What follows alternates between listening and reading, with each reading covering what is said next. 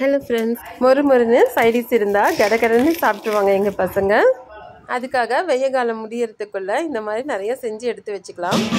எங்கள் வீட்டு ஃபங்க்ஷனில் நிறைய சாதம் மீதி ஆகிடுச்சு. அரை போவனிக்கிட்ட இருந்தது. சரி, வெயில் தான் ரொம்ப அடிக்குதே, நம்ம வத்தலாகவே செய்யலான்னு சொல்லிட்டு நாளே தண்ணி ஊற்றி வச்சுருந்தோம். சாப்பாட்டில் இருந்த தண்ணியெல்லாம் வடிகட்டிட்டு வேறு ஒரு பாத்திரத்துக்கு மாற்றி எடுத்து வச்சிட்ருக்கேன். இதை கையில் நம்ம புழிஞ்சி எடுக்கிறதுக்குள்ளே ரொம்ப நேரம் ஆகிடும். இந்த மாதிரி ஃபில்டரில் பண்ணி எடுத்து வச்சிங்கன்னா கொஞ்சம் ஈஸியாக இருக்கும்.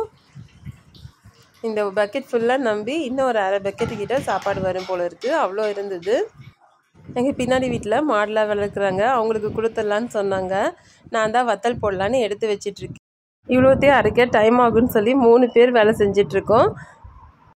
அரைக்கிற சாதத்துலேயே கொஞ்சமாக ஜீரகம், மிளகு, ஒரு பச்சை மிளகாய் காரத்துக்கு சேர்த்துக்குங்க.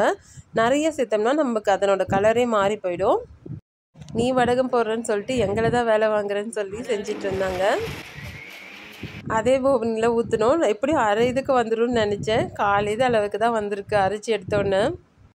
நிறைய சாதம் இருக்கிறனால இவ்வளோத்தையும் ஒரே ஃப்ளேவரில் போடாமல் கொஞ்சம் இது காரமாக செய்யலான்னு சொல்லி எடுத்திருக்கேன்.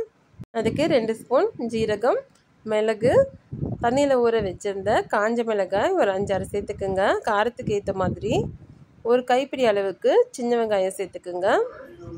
2 கொத்து கருவேப்பிலை சேர்த்துக்குங்க.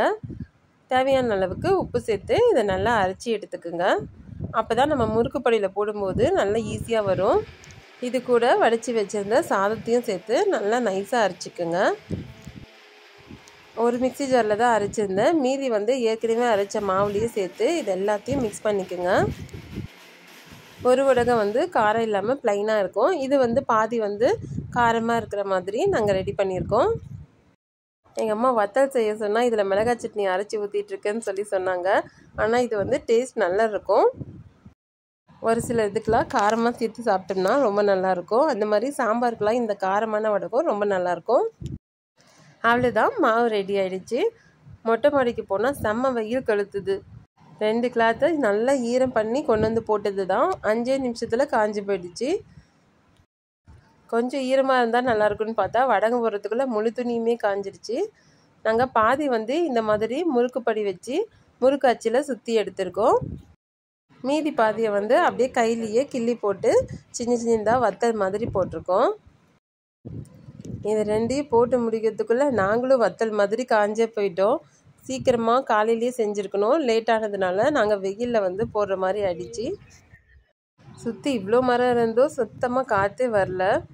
வத்தலை 2 நாளில் இங்கே பாருங்கள் எவ்வளோ மொறுன்னு காஞ்சிருக்கு. இது எல்லாத்தையும் கொஞ்சம் தண்ணி தெளித்து எடுத்து வச்சுட்டு லைட்டாக திரும்பவும் காய வச்சு எடுத்துக்கோங்க. 3-4 மாதத்துக்கு இனிமேல் சைடிஸ்க்கு பிரச்சனையே இல்லை. எது இருக்கோ இல்லையோ பார்க்குறது இல்லை, உடனே எடுத்து பொறிச்சு கொடுத்துறது தான். பெரிய தூக்கு 1 சின்ன தூக்குன்னு சொல்லிட்டு 2 தூக்காளியே வந்திருக்கு. பொரிஞ்சு வரும்போது நல்ல வெள்ளை கலரில் சூப்பராக இருக்குது. அதே மாதிரி மொறுப்பாகவும் இருக்குது. காரமாக போட்டோம்ல அந்த அப்பில் வேறு கலரில் இருக்குது. இதுவும் நல்ல ரொம்ப டேஸ்ட்டாக இருந்தது. வெயில் டைம் முடியறதுக்குள்ளே நம்ம இந்த மாதிரி வத்தல்லாம் ரெடி பண்ணி எடுத்து வச்சுக்கிட்டோம்னா நமக்கு சைடிஷ் செய்யணுன்ற ரொம்ப அவசியம் இருக்காது. டக்குன்னு கேட்கும் போது பொரிச்சு எடுத்து கொடுத்துடலாம். நம்ம சேனலில் நிறைய சம்மர் ரெசிபிஸ் இருக்குது, செக் பண்ணி பாருங்கள். பிடிச்சிருந்தா சப்ஸ்கிரைப் பண்ணுங்கள், லைக் பண்ணுங்கள். தேங்க்யூ.